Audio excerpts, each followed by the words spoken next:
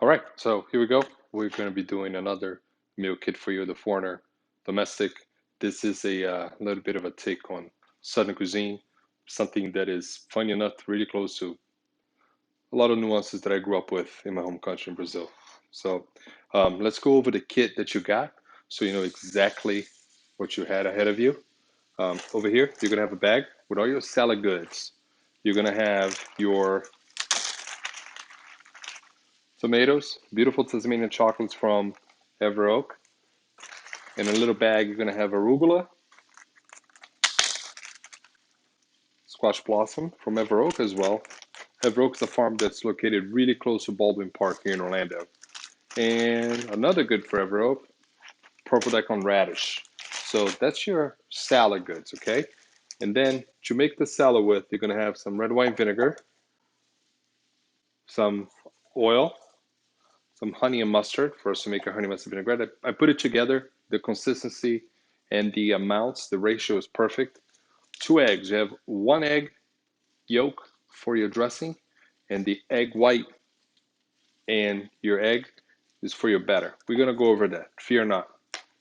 Your grits, your grit liquid, and all this goodies over here for you.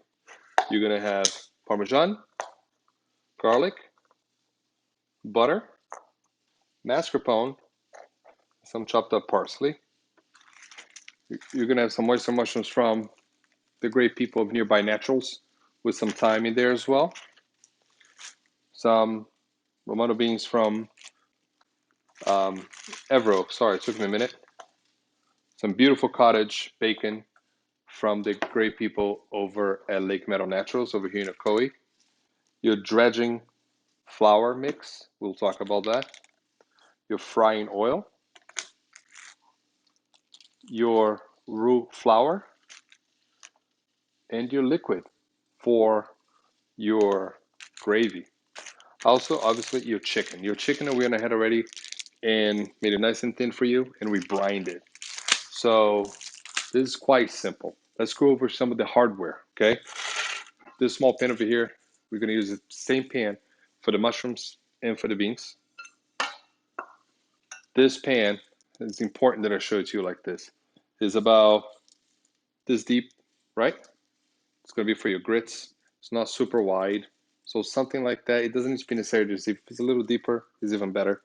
This is going to be for your grits. And over here, something with these size walls, about 1.5 to 2. This is for your pan frying of the chicken, okay? I have over here a induction burner going, okay? That is for us to cook together, all right? Another couple of things you're gonna need. This is something for you to braid your chicken in. A whisk, wooden spoon, or heat-resistant spatula, whichever you got. Something for you to fish your vegetables out of the water, which we're gonna be blanching the beans. Trusty knife, dry rags, and right here, as we're speaking, there is a pot of water, nice size as you can tell, boiling, okay? And an ice water bath. That's gonna be our first move on this kit, okay? So let's go. Let's go get ready. Right, so we're back here. We're gonna be doing some big pot blanching as a technique for those of you that have been with us before. We do it often. We wanna keep the vegetables, especially the green ones, as bright, as vibrant as possible, and a lot of flavor. So this pot over here has a lot of water and it's boiling rapidly. We're gonna put enough salt, and it's kosher, guys, always, okay? Always kosher salt. Enough salt to make it taste like the ocean. Let's talk about these beans over here. There's a reason why we have beans on different forms and beans from different farms right now. It's because it's in season, okay? So beans in spring or early summer, really, they lend themselves really nicely. So these are almost like a green bean, if you will. We can open them, and I'm going to show you a cool way to present them. You've done it before, some of you. We've done something similar with snap peas. So here we are. The water is boiling. I have ice water for a shocking bath, something for me to fish with. You do nothing until you have everything collected. Cool? It's just that you don't want to do the dance of throwing this beans in for 45 seconds of, oh my God, where's the ice water bath? Where's this? You got everything collected. You're nice and ready. The water's boiling. In they go. And they're going to go for 45 seconds, okay? So there they are. Everything is going. And there's a reason why we're blanching them. They're going to go with our um, chicken and the grits and the gravy. You want them to have some bite to them, but you don't want them to be so, how can I put it, starchy, okay? And after this, we're gonna go into cooking them with the bacon and all that. But that's a little bit later tonight. So hold tight. So here we are. They are, they're ready.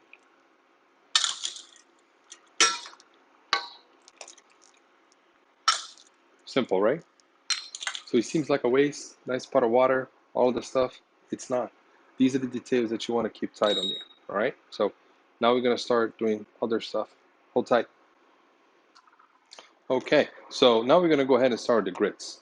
As you can tell, we chose a pot that's deep enough to hold that. And here we go. We have a liquid here, okay? This is mostly milk. There's a little bit of veg stock on it, something very, very mild, just so it helps the grits to go.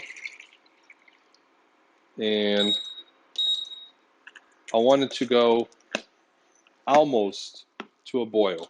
We're going to bring it out nice and hard to then afterwards, as it's boiling, we stop it, put it to a simmer, and we whisk it, we fold in the grits. All right. So at this point, you need to understand that the main thing on this dish is how much care we give to the grits. All right. It's just not your quick 5 minute Insta grits kind of thing in the morning. You understand? It's more of there's some love into this thing.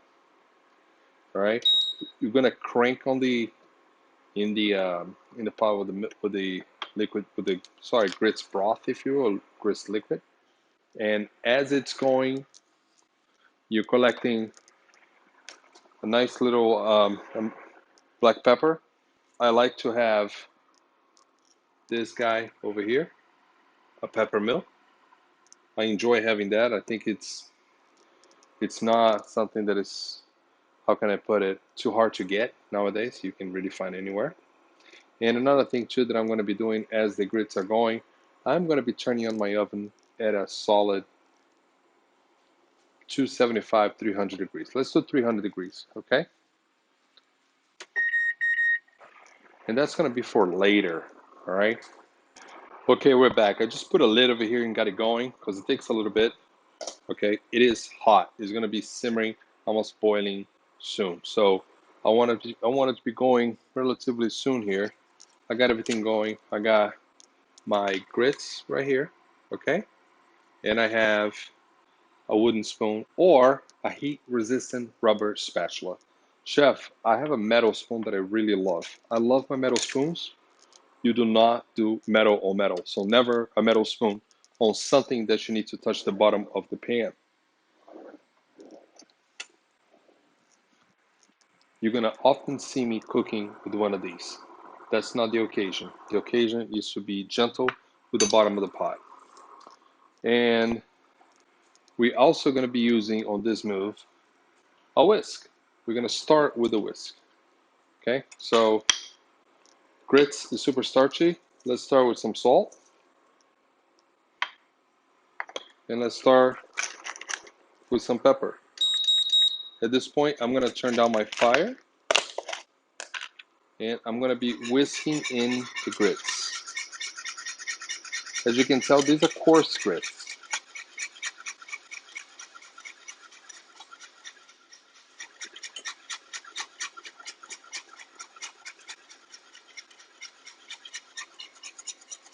Now you're going to go super low heat. You want to cook these guys slow. Okay? That's when you know that you're giving enough care of it, to it, I should say. All right? So it looks, oh, chef, it looks soupy. Fear not, my friend. We're going to cook this thing down slowly. All right? It's gonna bubble up a little bit. You see those bubbles? That's going just fine. Nice and slow. Okay?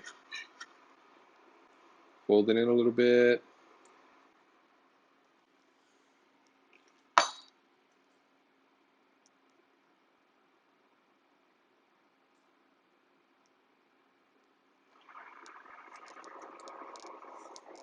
Now you're gonna go with your wooden spoon.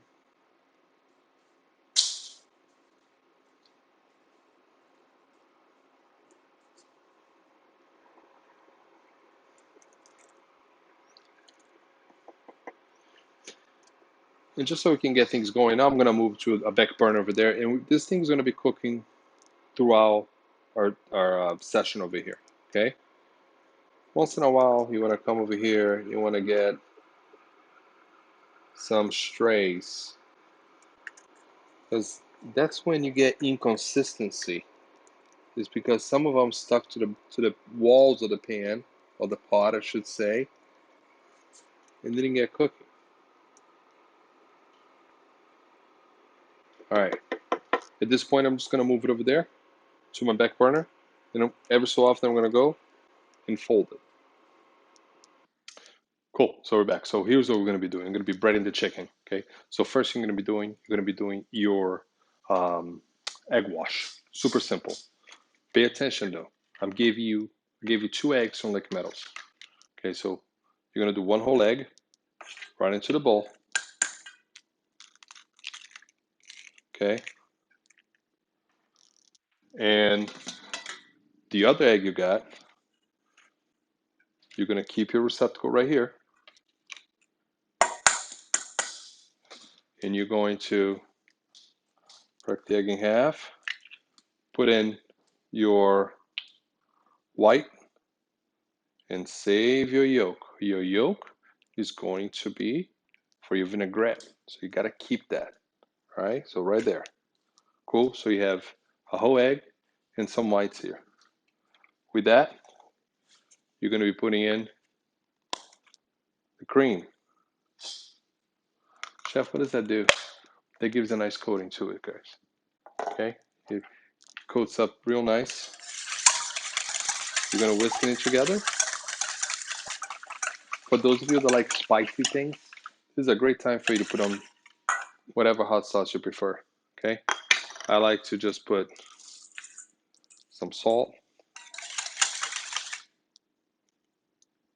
and that's that. So keep your egg yolk. Don't forget. With that said, we're gonna go ahead and put on your pan that you're gonna be breading the chicken in. Your breading mixture, which we talked about it briefly. There are a couple different starches here. It's gonna make the chicken nice and crispy. There's some dry herbs that we dried and grounded for you. And we're gonna take very nice care of that. It's good stuff. Okay? So let's go for it. I like having everything laid out like this, so it's nice and easy for you. And I like my breading pan deep so I don't go all over the place. So I'm gonna get the chicken. Like I say, I always pick up the ugly stuff for me. So you guys get the nice things. Coat it. You get it? It's nice and coated.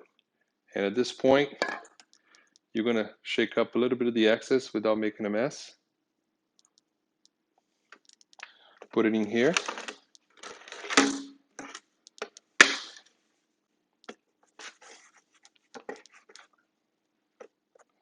All right. Shake a little bit of the excess off. Make sure you don't have any dull parts, and boom. And let me tell you, man, I took care of you guys. This stuff smells amazing. It smells really good. So my dirty hand is always in the chicken and the egg wash. I'm doing it again in front of you. Let me take care of this over here. I'm doing it again in front of you, right? So check it out. Get enough coverage of your egg wash in the chicken. I'm flattening my flour mixture. In it goes. In it goes. Chef, can I do this with fish another time? Yes, you must. Chef, how about the whole thing that we hear with panko and the breadcrumbs? That's another thing, but yeah, it can be done. And typically the way we do it, as you can tell, we went wet, dry, and done. Typically, when you do fish, when you bread coat things with panko, you do dry, wet, dry. So you'd be a flour mixture, an egg mixture, and the breading. Okay, this is different. This is the reverse franchise, as we call it. Much later, much deeper, you're gonna get into this kind of thing. So this is super old school Southern, really nice. And we're gonna get our fryer going, which is a super thin layer of oil, not as thin as you have seen me do before. So you're gonna do enough that is about half an inch, not even a half an inch of the oil that I gave it to you for your pork cooking. Okay, your chicken is here, the pan is here, the oil is getting hot, and we're gonna see you right back. Give me like a second. I'm gonna edit it and make some cool stuff happen. Okay, we're back. So as our oil is getting hot, I wanted to show you the grits. Okay, so as you can tell, they're a little lumpy still, but they're not far, and we're going nice and slow.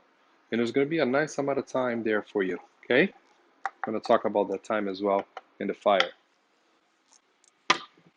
Meanwhile, the oil is hot. You can tell I have gloves on. It's because I'm touching multiple different things that do the filming. When I put the chicken in, I'm going to put the heavy part of the chicken in slowly, and it's going to go that way, always away from you. Over here I have a counter, but typically I have my stove on. So just be careful, make sure you calculate your moves. Chicken is already breaded, here we go. It's not hot enough.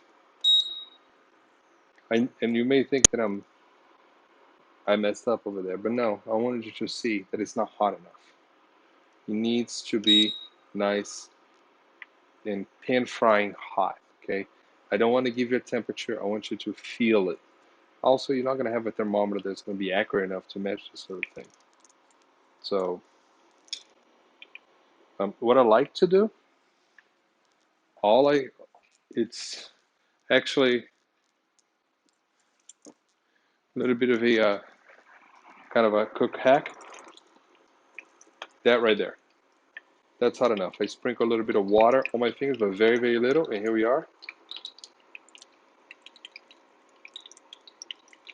And once you lay it in, don't mess with it because it's cooking the bottom of the chicken breast, okay? Let it go, all right? Meanwhile, I took my gloves off so I can touch different things. I'm gonna get rid of all this beautiful stuff here so you guys don't get to see it.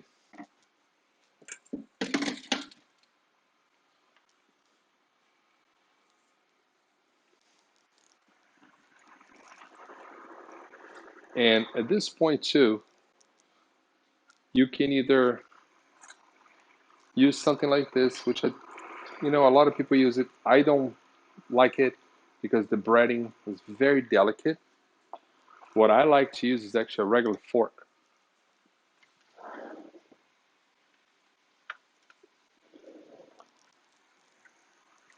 I'm going to use a regular fork, and as you can tell, I have a dry rag here because when I go to fish it out, I am holding here first, and I'm going like this. And we're going to turn it. But we got a little bit to go still, all right? But I want you to see how we're not doing much. We're just making sure it doesn't burn, all right? Because this thing is frying at a nice temperature. It's not just frying the coat of the chicken that we put in there. The bread, no, it's going throughout the whole breast. Okay, that's why the temperature is not super hot, just hot enough that gives a nice color to the outside and it cooks even on the inside. Because if you give a nice color on the inside like that, that means that you're sorry, on the outside like that, that means that your inside is raw. You don't want that. You want to cook everything in one shot, nice and easy. Okay. The reason that I have the oven at 300 is just so I can almost finish drying up a little bit of the chicken there. Whenever it's time for us to eat, I just pop it in. I make it hot. I crisp up the outside a little bit in the oven on the dry heat. Ready. Okay. Over here.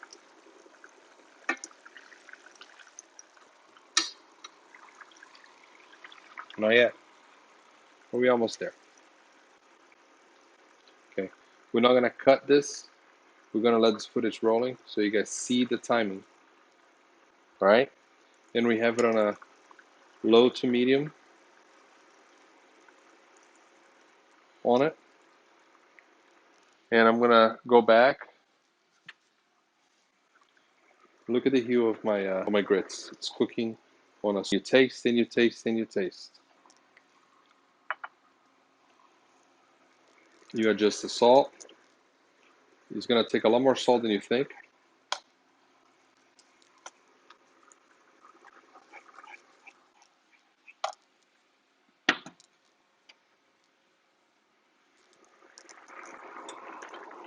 Let's check this big boy out. Oh yeah.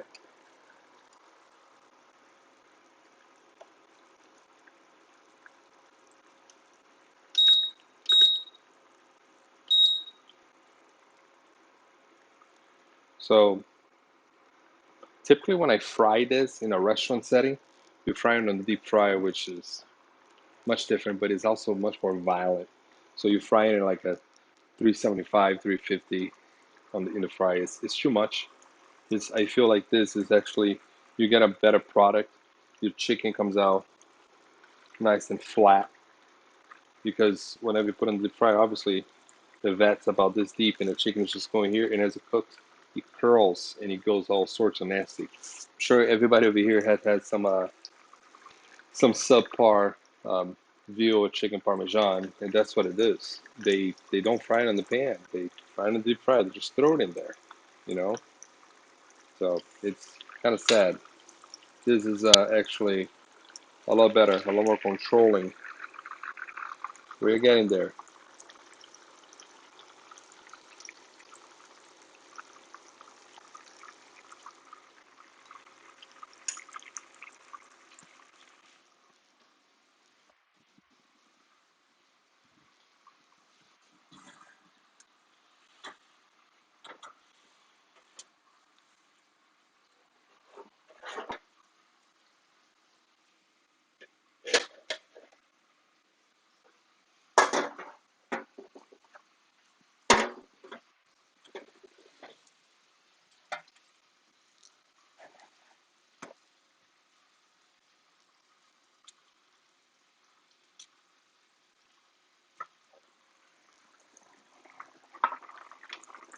In the meantime, I went ahead and got something like this.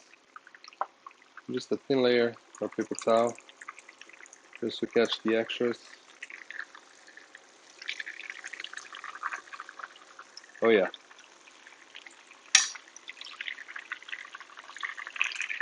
Slowly. Look at that. That's pretty. Okay. On a point like this, I'm gonna get a spoon. I'm gonna throw a little bit in there. Speeds up a little bit and also gives a nice color to it.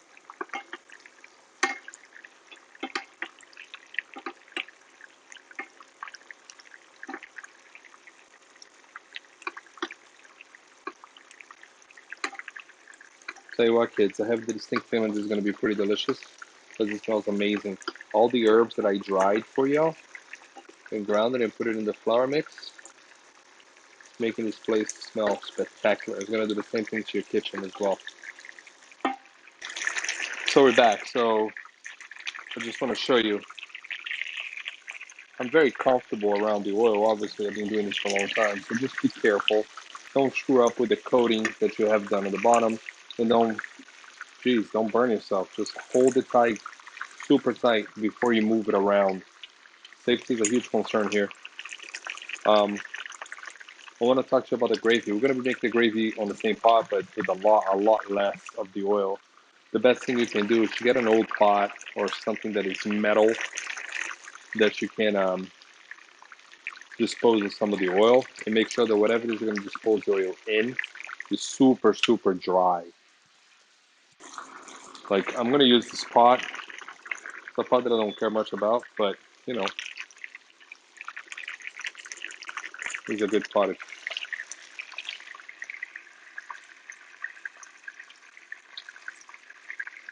you can see, I got some nice crispiness.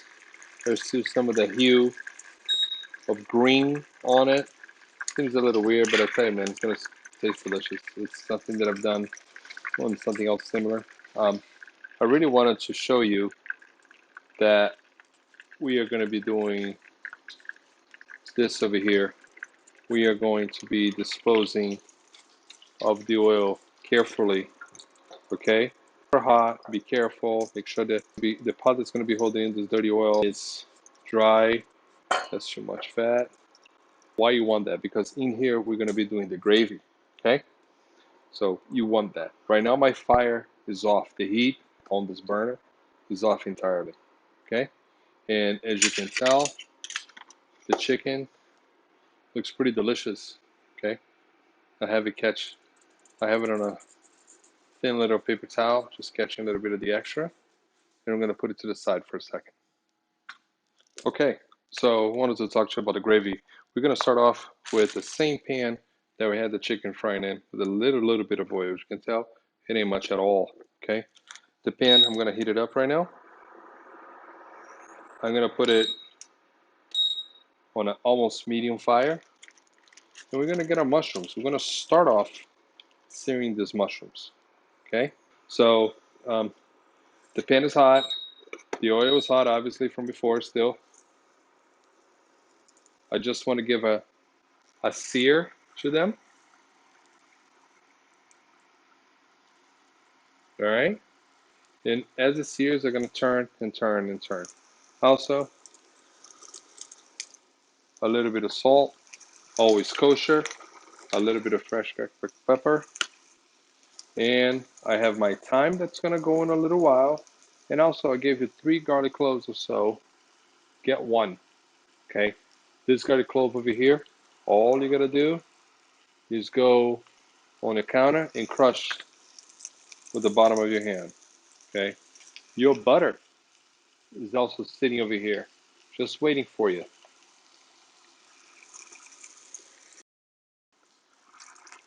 The mushroom is getting some color here, but not a lot, okay? And mainly because most of the color, we want to go and get it with the butter. Or better yet, most of the cooking, we're going to go and get it with the butter. The colors of the oil and some of the reminiscent of the chicken.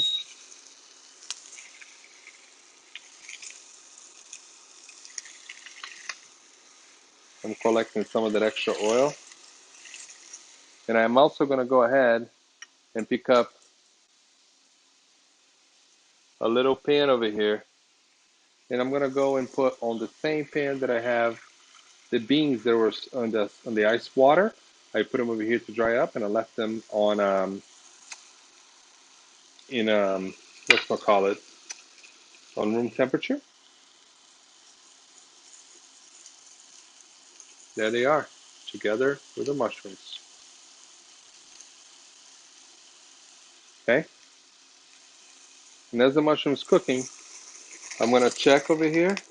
Yes, that's the color that you want right there. That's super sexy. So at this point, I'm gonna go ahead. You see the butter? Half of the butter is gonna go here. So half of the butter to cook your mushrooms with. Lower your fire.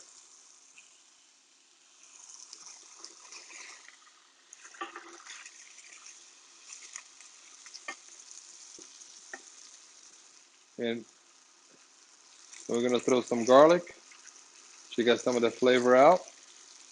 We're gonna throw some of the thyme. You wanna get some of the noise? Oh yeah, that's when you know it's good. That's when you know the thyme is releasing all those pretty oils. Be gentle with your mushrooms.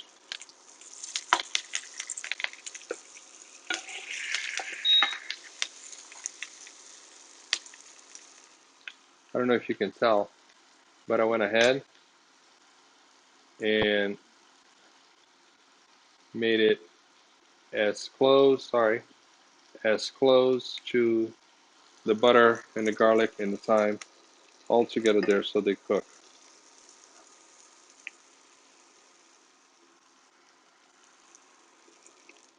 A little bit of salt. And I always talk about it. You never season everything in one shot. You go nice and simple, nice and slow. Okay? And as you can tell, I'm going to show you something. I showed it on my last, on the last lesson that we had, but I want to show you now. I don't know if you can tell. You see how the gills of the mushrooms are starting to open? These guys over here, those guys. I don't mean to geek out on you guys so much, but that's when you know you're getting some good flavor on it. So I'm going to go ahead and lift it here. All right. I am going to take care of my gravy now. I'm going to at least start. Okay. Super, super simple. Your pan is hot. You have your gravy liquid and you have your flour to help out. You already have butter in there and you already have all those residues of the pan frying of the chicken. Keep your fire at a nice and steady medium. Okay? As you can tell, everything is there for you.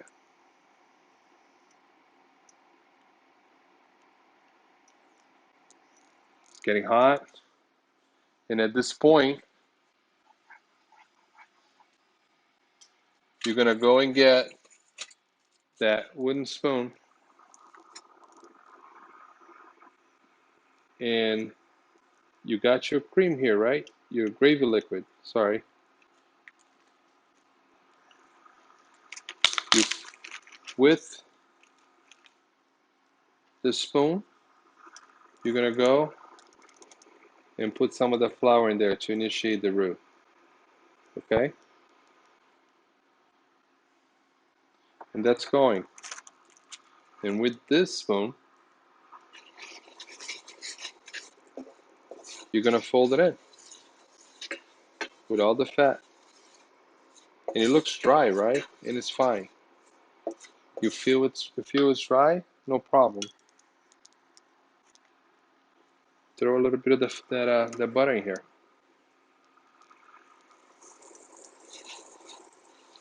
And remember that I left in here a garlic clove and a twig of what, guys? Of thyme. That's going to give us deeper flavor. Okay?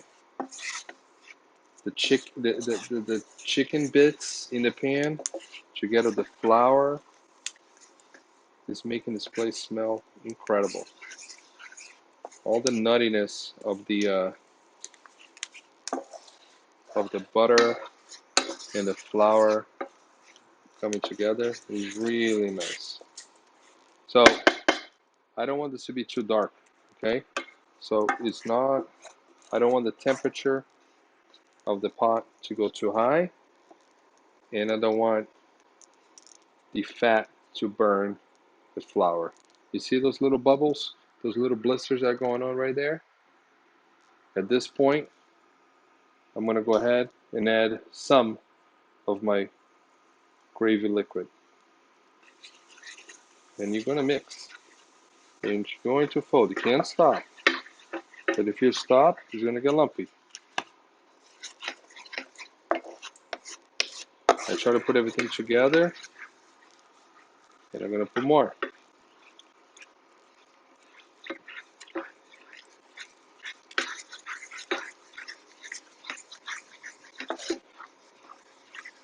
Okay? So, Chef, I thought you said it's going to be a mushroom gravy. It is, my friend. Because in this nice liquid that I made for you guys, I had some beautiful porcini mushroom stock. Okay? And we're gonna throw in more of the mushrooms that we cooked earlier. The yellow oysters from nearby naturals here in the park. Sorry.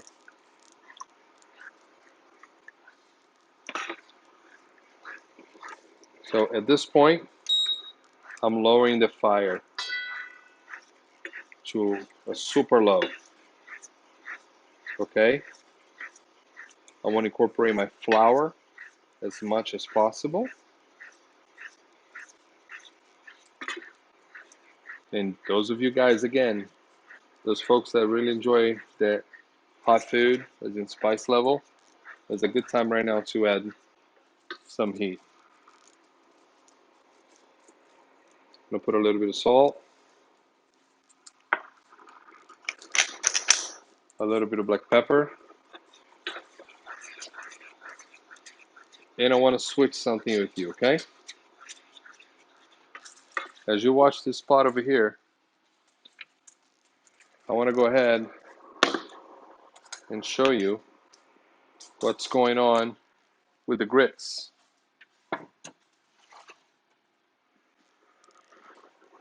The grits are pretty much there, all right?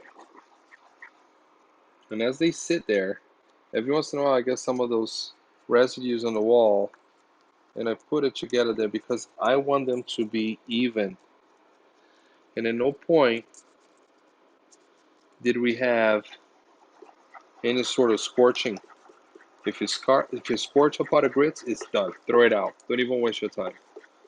I've I used to cook, Jesus. I used to cook half a gallon to a gallon of grits every day for 3 years. And they're super coarse grits. And let me just tell you, you start coming up with ways to save things that you burn, and they never work, especially not this case. So,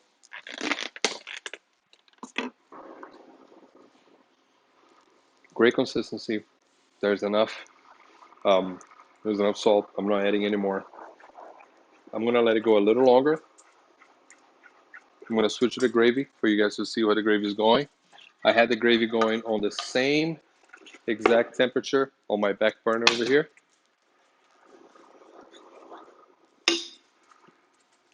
The gravy looks really nice. I just want to see the texture. It's like Floyd Mayweather. Money. Really, really good.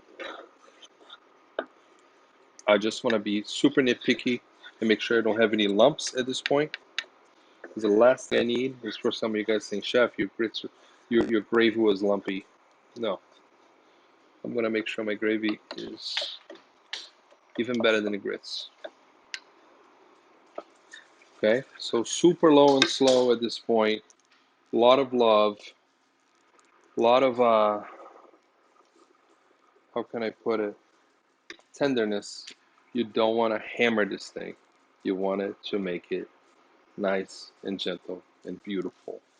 Okay, we're back. So I just really wanted to keep focusing on the pan because this over here is super important. I'm gonna have this pan over here for the beans, which we're gonna cook them now. Again, we part cooked these in the ice on the hot water with the salt. Remember that with the big pot blanching, and then we shocked it in the ice water bath. So we reserved that. The mushrooms are reserved. The mushrooms are cooked. So we're gonna do something super simple. And as a reminder, our oven is behind me over here at 300 degrees. Okay, so at this point, my grits are pretty much done. We're just gonna finish, and you're gonna get to see that. My gravy is done. I got it super low and slow, and all I'm doing once in a while is stirring it. So we're looking great. Okay, and here we go. In the pan that's getting hot, I'm gonna throw some olive oil. Whatever you have at home is fine, and it's very, very little. And you have over here the cottage bacon. What is cottage bacon, chef? Is bacon made out of the shoulder of the pork instead of the belly of the pork.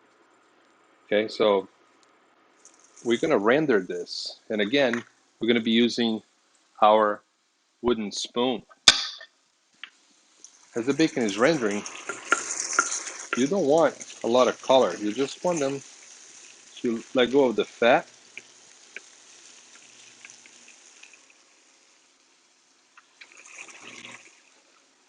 And with that same fat is what we're gonna brown the beans with. Okay, so I hope you can tell how really authentic Southern this is. We're gonna have some beautiful bull beans. We're gonna have some fried chicken. We're gonna have some grits. We're gonna have gravy. The only, chefy or snob little thing that we add here and there is gonna be how we finish the grits and the beautiful mushrooms that we have going and how the gravy has not only the mushrooms but also some porcini broth in them. So you can tell that the bacon is getting golden brown, and that's what we want. Okay, it has a little color on them. And at this point, I'm going to go ahead and throw in the beans.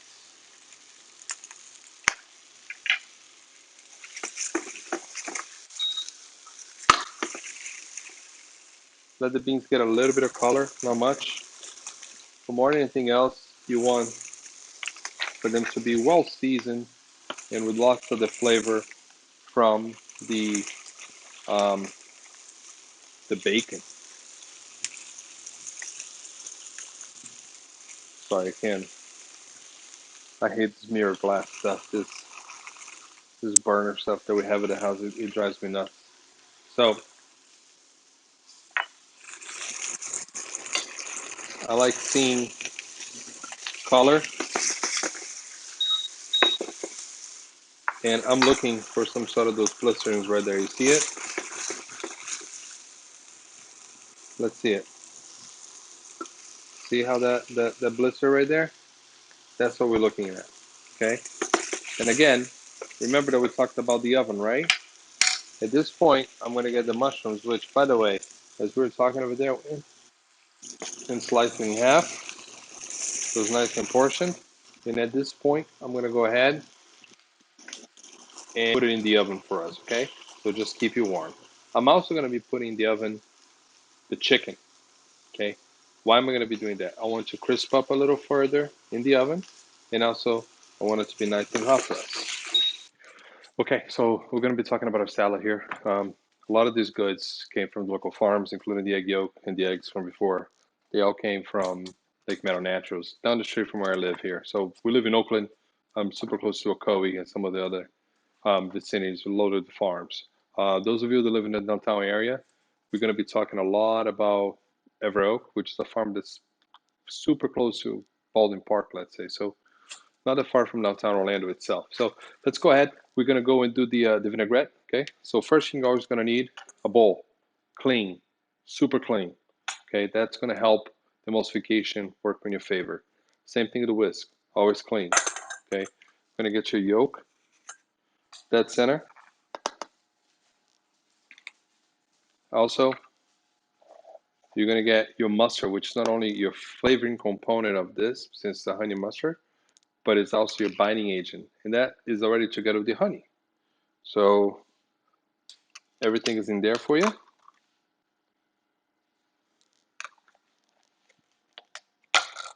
And the vinegar. So the acidity, the fat, and the binding, the acidity, the protein, and the binding agent. The acidity being the vinegar, the protein being the egg yolk, and the binding agent being the mustard. You're gonna fold it in, and you can already tell that this is gonna be a fairly loose dressing, and we want it to be a little loose. We want it bound together, but we want it to be a little loose. Okay. So as you can tell, I am getting everything together there, getting some of the lumps of the mustard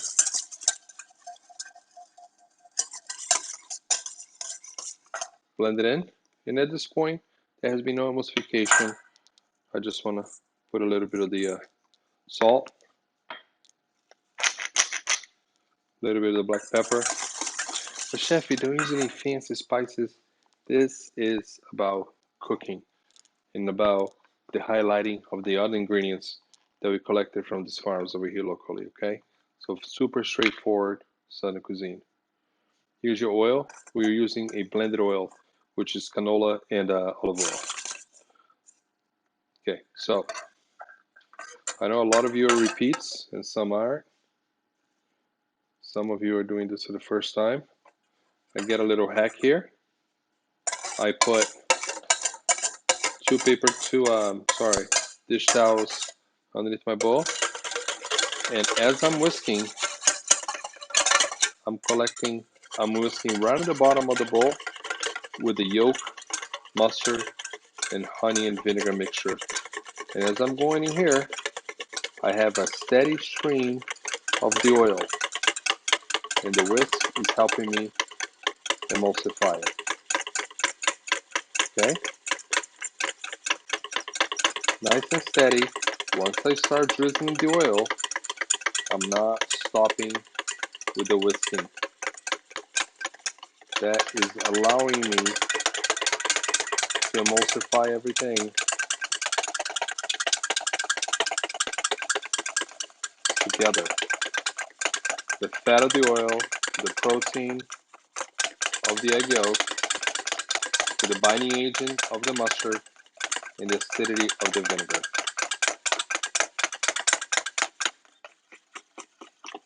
Okay?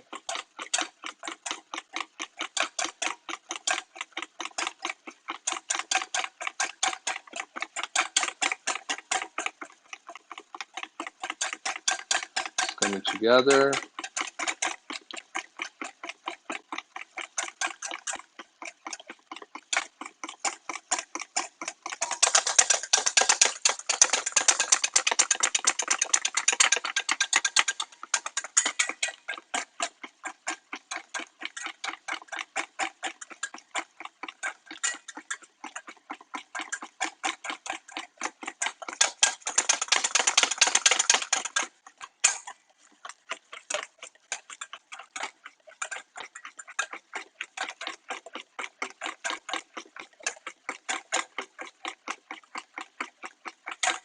And as you can tell, it really didn't stop. There you go. I want it a little looser than I have been doing lately. Those of you that have done it before. And has a nice drizzle.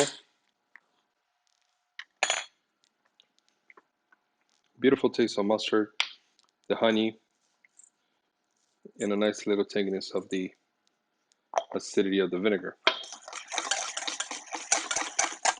With that, we're going to pause for a second so we can focus on our vegetable prep.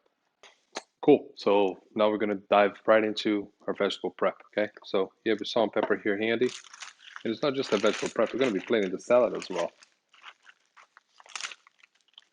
Here are squash blossom. Your arugula stays in a bag. And I really wanted to use some of their greens that they have at those local farms, but the heat's already getting to them. So I think the last chance that we get to have greens, it's coming next week, and then we're done for a little while. Because as you all know, it's going to be Central Florida Inferno for the next few months. Okay, so you're going to have your Tasmanian chocolate, you're going to have your radish, and your squash blossom.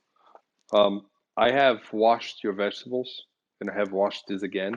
I want you to pretend that I never washed them. I want you to wash yourselves. So, Tasmanian chocolate tomatoes, they're fantastic, but they're super juicy. And I almost think that it's kind of a crime for me to cut them into segments, which would be the little triangles here. So I like to cut them almost in slices and cut them as thin as you want to and as you can, because it's almost like they melt in your mouth. Okay, so I went and did these. Okay, whoops, and literally It is the silliest thing I've done to a tomato. But to be honest with you, I did it with the intention of literally doing this right now. I have this tomato on camera because it's damn delicious. So, damn, so good. Let's go into our radishes. If you have a mandolin, you can do this on a mandolin. If you don't, do it like we're about to do right now. Just do it as thin as you can, okay? And if it's thick, don't worry about it, man. These are to give you some spice to the salad, which is not hot spicy. I actually hate spicy food, but it has a brightness of radishes, okay? And they are stunning, right? They have all those colors on them. Really nice. And now we're gonna go ahead and take care of the blossom. These, I wanna see when they get close to you because really, they're beautiful, okay? So here they are, okay? I want you to pay attention to it.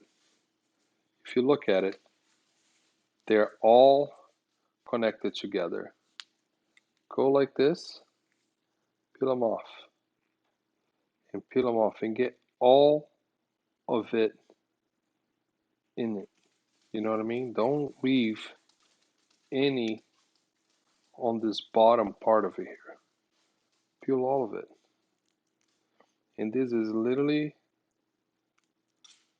gonna go right on top of your salad. It's gonna have some sort of sweet taste to it. Really, really delicious. I'm gonna go back here and I'm gonna prepare to put the salad in the bowl and give it to you. Okay? Cool. So now we're gonna be plating the salad and I'm gonna be tending to our grits as well. The salad, I have my sliced tomatoes, my chopped up tomatoes, and I have my radishes, my leaves. I'm gonna put some of the dressing here. And there's more than enough here on the dressing part. I'm gonna put some of the greens this way.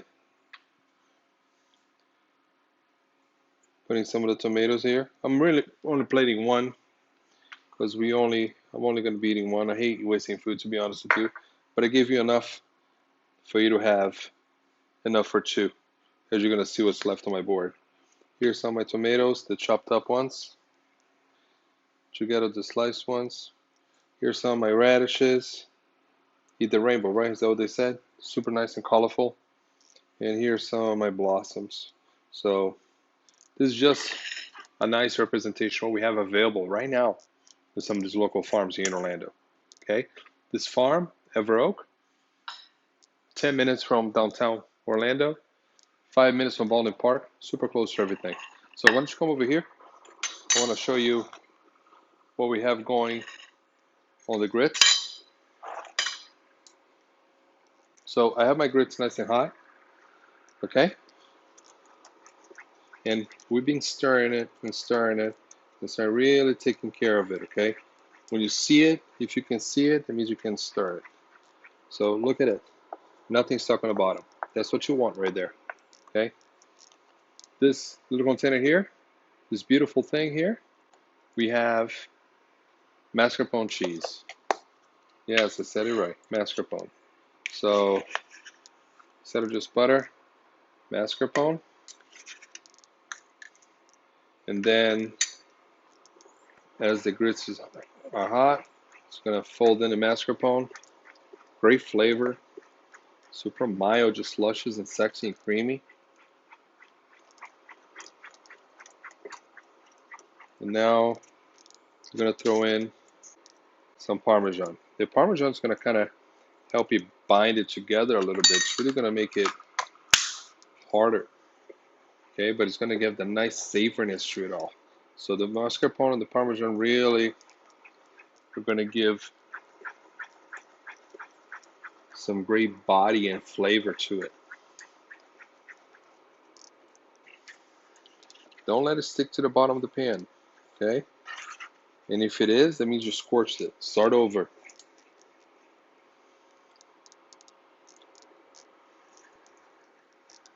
Really nice.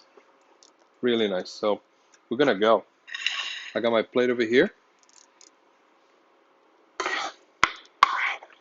I want this almost like a porridge, okay?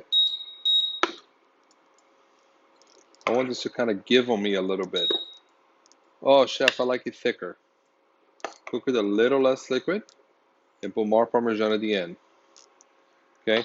Keep looking at the plate there, kids.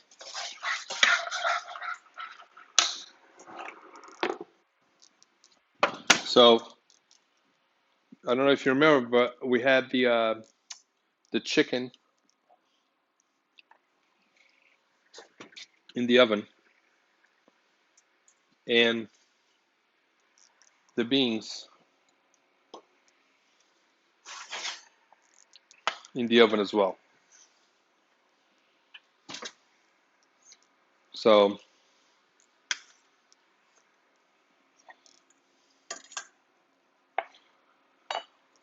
we're gonna go ahead and cut the chicken. Nice color, nice and pink. We're gonna put it like so on the plate. I'm gonna get you guys more mushrooms than what I gave myself. I'm gonna get some beans right there.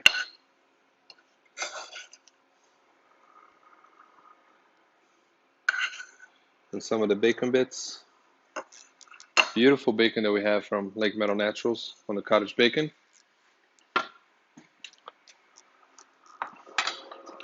And my gravy is right there. I like my gravy thick. So, you know what? I'm going to change my mind. I'm going to put my mushrooms to the side here. I have some nice chopped parsley. I'm going to go right into my gravy.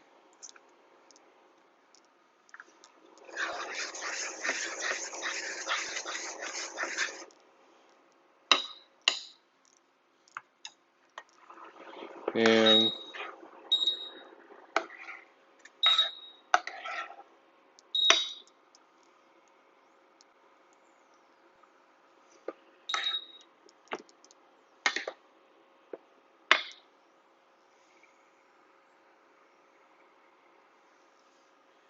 so my mushroom gravy with some mushrooms, the green beans, and the grits. Absolutely delicious. But that before we try our salad really quick. Let's try it out.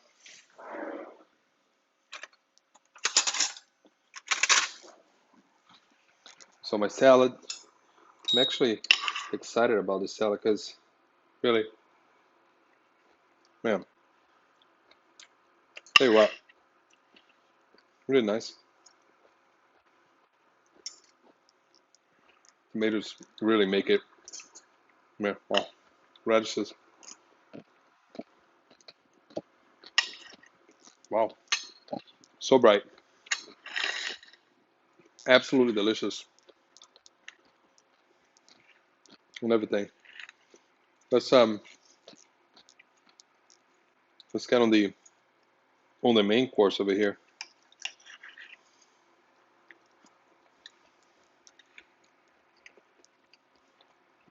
Oh wow,